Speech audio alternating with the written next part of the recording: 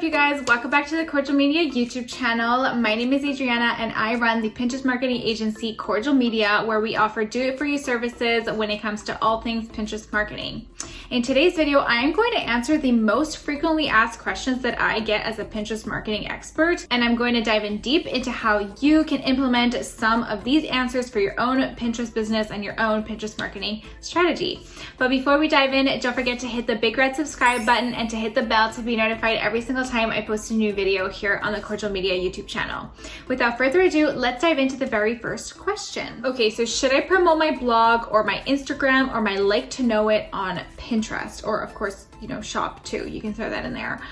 The answer to this question is choose one. The reason why I only recommend driving traffic to only one platform is because the more platform you throw into your Pinterest strategy, the more you're diluting the traffic to each one. So really my advice to you is to work towards one platform and building the momentum for one platform and then promoting other platforms within that platform. So for example, that might have been really confusing. If you have a Shopify store or an e-commerce store, it's pretty simple. Just drive traffic straight to your store. If you have only a blog, but you also have an Instagram account that you want to drive followers to, and you also want to drive traffic to your like to know it or any affiliate links that you may have, the best way to do it is to drive traffic to your blog, and then within your blog posts, you would promote your Instagram and or your affiliate links. How many boards should a new pin be scheduled to be published in?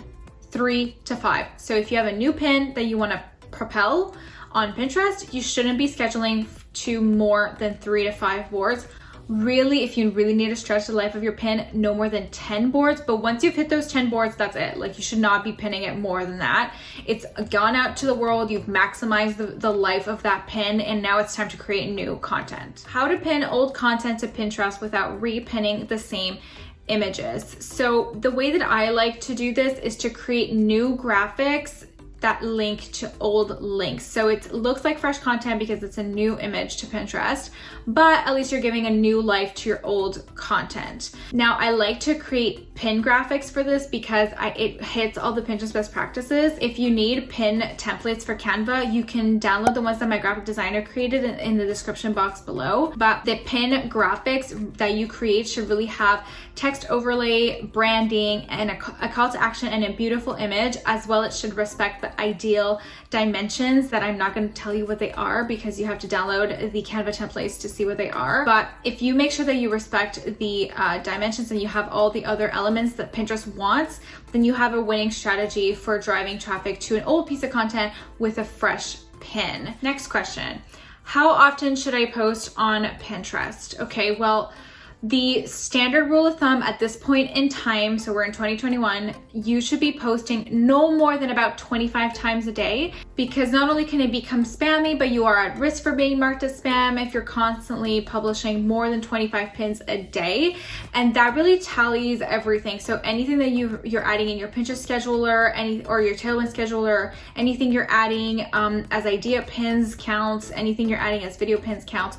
So the combination of all of your scheduled pins, your idea pins, your video pins, your standard pins should not tally no more than 25 times a day. You can also pin as little as 3 times a day, as every 2 days if you want to as well. It's not necessary for you to pin 25 times a day. That being said, it's really not that hard to fill that amount of slots in a day. So 25 times is the max, but really if you're going to pin, I would suggest doing no less than 3 times a day, really at the very least. The next question is, what is fresh content? Okay, this has been like a really controversial topic for like a year and a half, 2 years now. What is fresh content? Fresh content is essentially a new picture that goes to a new link. So it's, if you're, let's say, adding a new picture that links to an old piece of content, that does count as fresh content. However, the ultimate fresh content that Pinterest wants you to create is a new image that Pinterest has never seen before, that links to a new piece of content, a new blog post, a new product that Pinterest has also never seen before. And the reason why they want fresh content from their creators and their e-commerce businesses is because they want to be able to update the platform with new content for their users. At the end of the day, that's essentially why. And that also means that you should probably avoid using other people's content, using stock images, and repurposing your personal images over and over. You should always have a steady stream of new pictures coming in for your business. Next question, can you get organic sales from Pinterest? Yes, you can.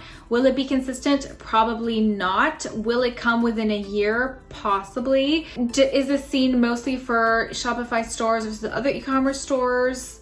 Yes and no.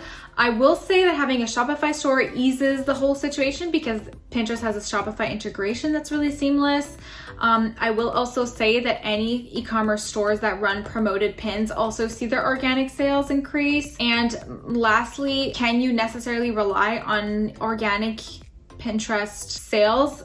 No, you shouldn't rely on organic Pinterest sales exclusively. Pinterest is not like Instagram where you've built an authentic audience yet. It's not like that yet. It might become like that in the next few years, but for now it's not.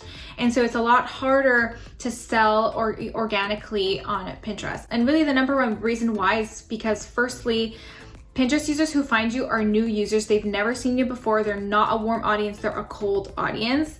And the second reason is because pinners are planners. So they are planning their purchases for months in advance. And when they actually pull the trigger to purchase, it takes a very long time. So the customer journey is longer than most platforms too. Last question, should I repin my content? No, you should not continuously repin your content. Like I said, if you have a piece of content that you pin to 10 boards, that should be enough. Beyond that, you shouldn't be continuously repinning your content. You should be creating new content, whether it be new content for new links or new content for old links. At the end of the day, you need new images and new graphics to give a new life to your content and to provide your Pinterest users with fresh ideas and perspectives. Okay, that covers all of the questions that are frequently asked. If you have any more Pinterest marketing questions, let me know in the comment box below. On that note, I'm going to wish you a wonderful rest of your day and we will chat in the next video. Bye.